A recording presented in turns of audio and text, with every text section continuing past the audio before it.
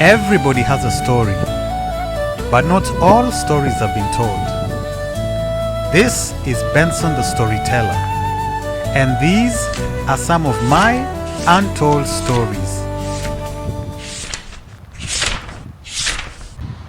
Hello guys, and welcome to my YouTube channel. For those of you who are new, welcome, and I hope you'll enjoy my videos. For those of you who are repeat viewers, thank you for always coming back to watch my videos. Today it's kind of windy and kind of noisy, but just bear with me. The video has to go on. So in my previous video I was telling you guys about my experience with my first bully, who was a white farmer's kid called Ben, and the friends that I had at Monson Adventist Academy. Now today I want to tell you guys about how and why we had to move back to Kenya. So living in Australia was one of the best experiences that I've ever had in my life, and I think a lot of who I am is due to the few years that I had in Australia. You know, the foundation of my education and the type of values that I got to pick up from the Australian society. Now, when it was after my dad had been appointed to work in the Australian High Commission for 4 years, and within that time we had gotten to take part in so many get-togethers that were organized by the Kenyan High Commission in Australia.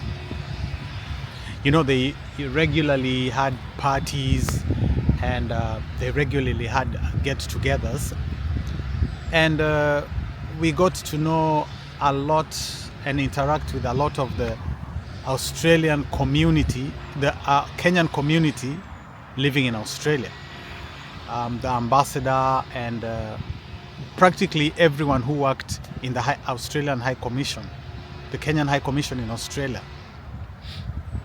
Now,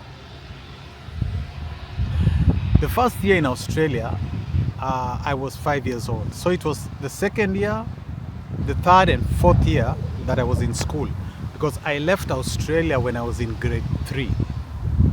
Now, living in Australia and going to school in Australia was a very good experience. It was like one of the best times I've ever had in my life, you know, because the foundation that I was given kind of got me to be who I am today. Now, how did I find out that we were going back to Kenya? First of all, in the fourth year of us living in Australia, I'd actually picked up an accent. I'd actually picked up the Australian accent. I'm not lying to you guys. In our family, it was only me who had picked up the Aussie accent. And I'd almost forgotten that I was Kenyan. You know, I was young and I had no idea. I'd forgotten. You see all those stories I was telling you about me growing up in Kenya with my grandma, going to school in Konde. They were like very far away, you know, like dreams. They're almost like I knew there was something that happened to me when I was young. Like I remembered it, but I didn't really look at it like it's something that really happened. It's like my life in Australia overshadowed everything else. And it was almost like, to me, like that's where we belonged. So one day when we went to school, they'd organized, my teachers and my fellow students had actually organized a farewell party for me. All right. So when I got there, I see all these balloons, see a cake, and the class had been decorated, and I was like, what's going on? And then I saw like the attention was towards me, and I was like, guys, what's going on? You don't know? What? You're going back to Kenya? What do you mean I'm going back to Kenya? Where's Kenya? And the teacher called us all around, and we gathered at her table, and they had she had this atlas map, the round one, the one with the whole globe, right? And she'd put a small flag right on top of Kenya, in the capital, Nairobi. So, you know, they spun it and they pointed at Kenya, and she was like more or less talking to the rest of the class, like, this is where Benson comes from, and soon he's going to be going back to Kenya. And you know, it was nice having him as your classmate and blah blah and all that stuff. And there I am, I'm wondering, what are they talking about? Like, even if I'm going back to Kenya, how come I'm like the last person being told about this? Because my parents didn't tell me about that. No one. I just went to school as usual on a regular day, only to find out that I'm going back to Kenya. And I was like, what? Yeah, so they did a party for me. People came and brought presents and, you know, hugs. Like, literally the very last day of school, the very last day is when I was told this. It's like the last day, and then I wasn't going back to the school anymore. So I hadn't been told, and I was really upset. I was like, what do you mean I'm leaving? Why do we have to go back to Kenya? And what am I going to do in Kenya? You know, I wasn't looking at it like Kenya is where I'm from. It was just like almost as if Kenya was a distant memory. All right. So we went back home that day, and my parents kind of explained that we were going back to our home country. You know, my dad had just come here to work, and we are going back. But I couldn't really understand it then. But later on, after we came back to Kenya, and as I grew up and asked questions, later on I found out what had actually happened. Now, this is the story, guys. My surname, my dad's name, isn't actually a name that sounds like the tribe we come from. All right, you see, we are Luos, and Luos generally, male names start with O, and female names, most of them start with A. Like, if you're a guy, you'd be called Otieno, Onyango, Oduor, Opeo, Odhiambo. You know, if you're a female, you'd be like Atieno, Adhiambo, Akinyi, you know, stuff like that. And generally in the African culture, you're given a name according to either the time of day that you were born, or maybe something that happened. If it was raining, you'd be called, if you're a lady, you'd be called Akoth. Koth means rain, or Okoth. Koth still means rain, but if you're a male, you'd be Okoth. If you're a female, Akoth. So when my dad was born, he had one of his uncles who was my dad's father's brother, who had been given that name, our surname. And my dad's brother was also given that name by my great-grandfather. All right. Now, my great-grandfather, according to what I've gathered, had a friend of his, and his friend of his was from another tribe. It's called the Kisii tribe. We are Luos, and there's a tribe that we border with. It's called the Kisii tribe. And at that particular time when one of my uncles, one of my grandfathers, who's my grandfather's brother, who is my dad's uncle, by the time he was born, my great-grandfather's friend passed on. And it's kind of like our culture that if you have a really good friend of yours and he passes on when a child is being born, that child can be named after the person who died, right? So my great-grandfather named one of my grandfathers, who's my grandfather's brother, my dad's uncle. He gave him the name of his friend who had died, his Kisii friend. And then my grandfather named my father after his brother, who his father had named after his friend. I hope you guys are following what I'm saying. Oh, the wind, there's a lot of wind. I hope it doesn't interfere with the audio. So my dad was given his name after his uncle, who was given his name after my great-grandfather's friend, who was a Kisii. All right? So this is important because I'll tell you why that's important in this story I'm giving you guys. So in Kenya, at the time that we were going to Australia, the president of Kenya was called Daniel Toroitich Arap Moi. All right? And at this time, there was mistrust between Moi, his tribe, and some other tribes, because he considered some other tribes unsympathetic, towards him and his government. All right? We had basically the Kikuyus, the Luos, were considered hostile because we had people like Oginga Odinga, we had people like Kenneth Matiba, who were kind of in the opposition and who were against kind of his government. And at the same time, some years prior to that, there had been an attempted coup. It was the 82 coup, where a guy called Ochuka, who happens to be a Luo, tried to overthrow Moi's government, but he didn't succeed. And so from then, the government, Moi kind of tried to take more control onto power. And what did that mean? That meant that people from other tribes were kind of sidelined.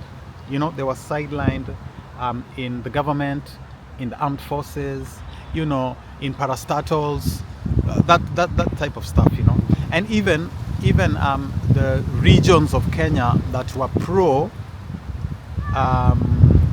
these other political forces were deprived of a lot of development and healthcare, education, and stuff like that.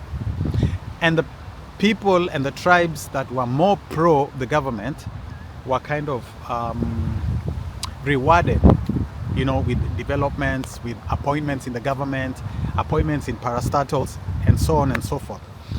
So the thing that happened was that when my dad was getting appointed to go to join the Kenyan High Commission in Australia, when they were going through the list of names, the list of potential appointees, when they went and looked at the list, my dad's name went through because, they were going through the list, skipping any name that starts with Onyango, Otieno, or Peo, any Luo name they were skipping. But then at the same time, all the Kikuyu names, Karaoke, Kamau, Karanja, were also being, skipped. Were also being ticked off. In Kenya, you can just know someone's tribe, or you can guess someone's tribe basically by his name. All right. So all the Kikuyus in the list, majority of the Luos in the list, they were taken out, and the only people who were left in the list were either Kalenjins, either Kisiis, maybe the Kamba, tribes that were kind of sympathetic to the government. Now, just because of my dad's second name, he managed to slide through the list. They had no idea that he was actually a Luo. They thought he was a Kisii because of his name. All right? And now, it's because of that name that he got into the short list of the people who are being taken to the Australian High Commission, the Kenyan High Commission in Australia, right? So that is practically how my dad managed to get us to go to Australia. Now, you know, they say that you can't really hide something for very long, right? Imagine we've gone to Australia and almost everybody else in the High Commission are from a particular tribe and a particular region, you know? And so I remember the High Commission, the Kenyan High Commissioner was someone called Magugu. I can't remember his first name, but I remember his name was somebody Magugu.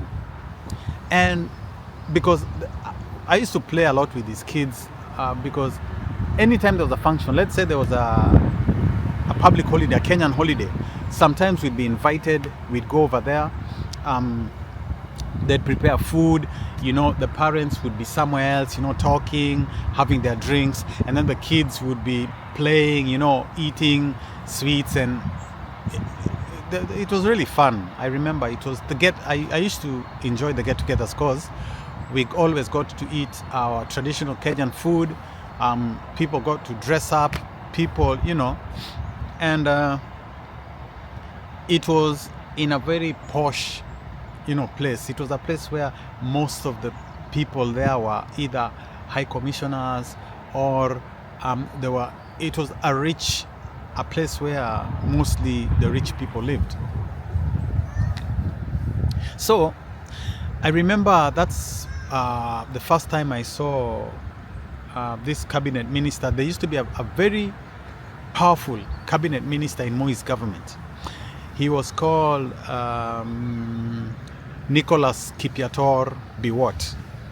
Very powerful in the days of Moi. He was actually Moi's right-hand man. And he was married to an Australian citizen. His wife was white. And he had a lot of property in Australia. And you know, sometimes he would come over during these parties. Sometimes we'd go and we'd find Nicholas Biwott there. You know, he'd just come, and even the way he moved, the way he talked, you could just tell that this guy, whoever he was, because by that time I had no idea who he was.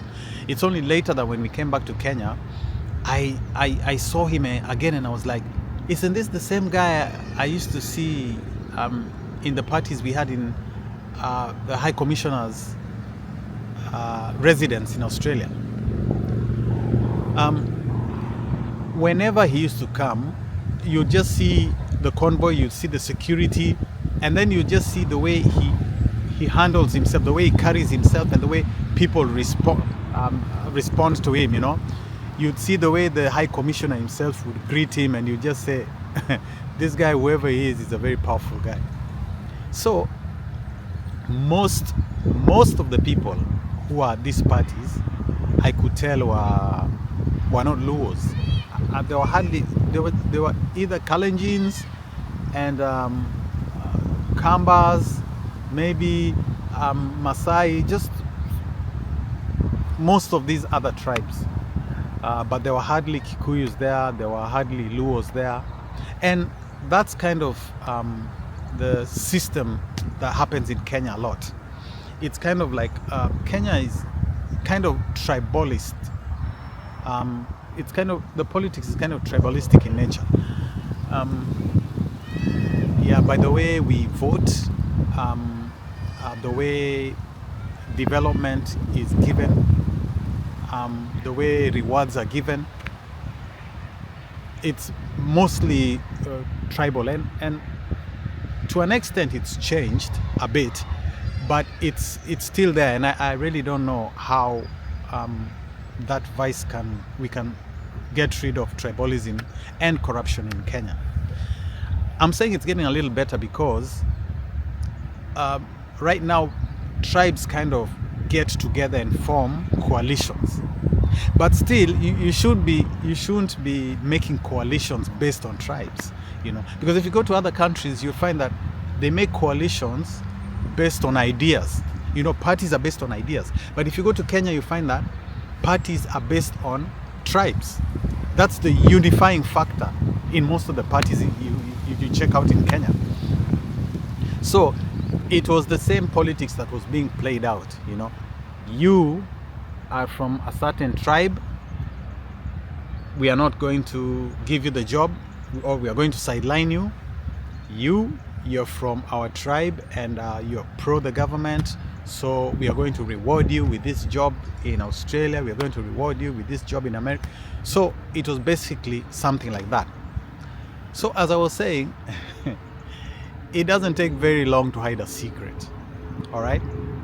So I guess with the time when we used to go to these get-togethers, I think they figured out that this guy is not actually Kisii. This guy has to be a Luo or one of these other, because my dad mostly, you just try to keep, you speak in English, you speak in Swahili, but when you go to those parties, people switch on their vernacular languages. The Kalenjins, who are the majority, they start grouping up, speaking in Kalenjin. Maybe the Kisiis are there. Then they find out this guy, his name sounds like a Kisii, but then when the Kisiis are talking, he's not with them. He doesn't understand what they're saying, and he doesn't know Kisii. So, which tribe does this guy come from? And I think with the time they came to find out that my dad was not a Kisii and he was a Luo. Now, it's not like they found out and he was chased, or like people changed the way they used to treat us or anything. No. It's not like that. It's just that the contracts were renewed. They're like renewed after every few years. Your contract is either renewed or discontinued. Yeah. So I guess when they found out that my dad was a Luo, they just couldn't have it. Luos were not allowed to be rewarded in these foreign consulates. First of all, Luos and Kikuyus mostly. Kikuyus are the majority in Kenya, and maybe the Luos and Luyas. Luyas, I'm not sure. I think the Luyas were also. I'm not sure whether the Luyas were considered hostile to the government. But what I know for a fact is that it was the Luos and the Kikuyus. So after a while now, when they realized that, because people like Biwott had a very, very strong grip and control of like everything that happened in Australia. It's almost as if the president had handed over Australia's High Commission and everything there to him, because he was the one who most of the time when he came, he used to like control everything that happened there. And you could just tell we have the High Commissioner, Mr. Mahugu, and you could tell that this other guy was his boss. This Biwott, you could tell, was the boss of Magugu.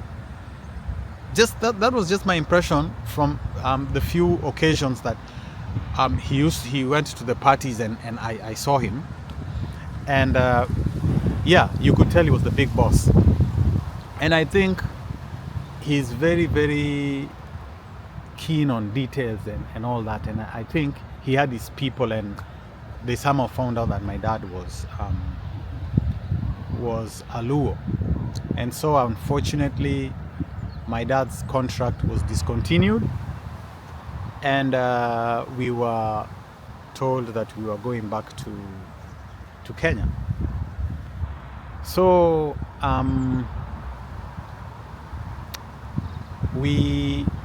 after I was told that we were leaving Australia to go back to Kenya, I think we stayed just a few more weeks or maybe a month, and then we had to pack. We had to pack and go back to Kenya. And really, looking at it, I was very sad because I'd made very, very nice friends in Australia, like my neighbor Greg, and I'd also made very, very nice friendships in Mawson Adventist Academy. Hayden, Matthew, Esther, Olivia, Manoa. There was a kid called Nigel. Yeah, we had made real nice friends, and at that point I related more with Australia than Kenya. You know, it's strange how, that's why when you take small kids to new places, they kind of tend to adapt and mix in and blend in very fast. I'm telling you guys, in a span of only 4 years, when I went back to Kenya, I had a heavy Australian accent, and for real, no one else in our family had it. It was just me. And just that, you know, when I came back to Kenya, and then in the first like 5 years of the school that I went to, I'm listening to the Kenyan kind of English, Kenyan version of English. I just went down back to my Kenyan default settings, you know, and I lost my accent because I was still anyway at that young age where you pick, you know, there's a certain age where even if you go to a foreign country, you cannot pick an accent. But I went at that age when I was just starting school, you know, age of 5 years, 5, 6, 7, 8 there. That's where you pick the accent. You can pick an accent at that age. So we again prepared, and we left Australia for Kenya. And I remember when we were leaving, it was my very first time. You know, the Australia airline is called Qantas. It's called Qantas Airline. It's got this logo of a kangaroo. You know, kangaroos are like the marsupials. They're like the national animal, I'd say, or emblem of Australia. So the Qantas airline has that logo of a kangaroo on it. And it was my very first time. I remember when we were coming back to Africa, it was my very first time to see a double-decker plane, like a plane with, there are people seated here, and then you go upstairs, and then there's another row where people are seated. I swear, I'd never seen a double-decker plane, and actually I've never seen another double-decker plane again. Even when I was coming to the UK, in the airport, I've never seen a double-decker aeroplane. It was my very first time when we were coming back from Australia. And I remember there was no direct flight from Australia to Nairobi. So we had to go through Zimbabwe. And it was those days when, you know, Zimbabwe was still Mugabe and Zimbabwe was functioning. It was before all this nonsense and Zimbabwe became, you know, they lost their currency, and the country just went into the shadows, you know. It was the time when Zimbabwe was still Zimbabwe. So we moved from the plane, Qantas Airlines, we went to Zimbabwe, and then it was from Zimbabwe that we came to Kenya.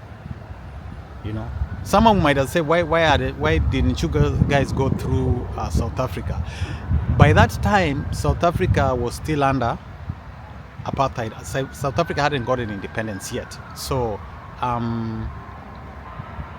we could not go there. I remember even my parents, there's a time I looked at my parents' passport.